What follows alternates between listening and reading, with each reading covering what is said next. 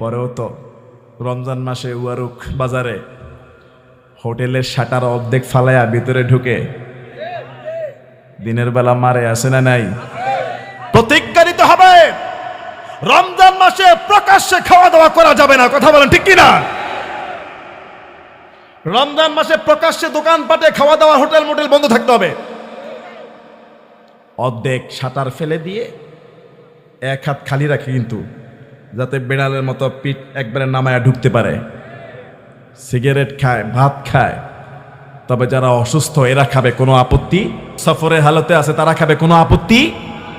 যারা বয়োবৃদ্ধ অসুস্থ তারা খাবে, কোনো সমস্যা।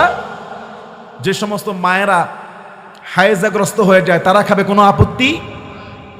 কিন্তু যারা সুস্থ মানুষ, এত এত পুরস্কার ঘোষণা থাকার পরেও সে যদি খায়, তার কপাল সে নষ্ট করলো। কথা বলে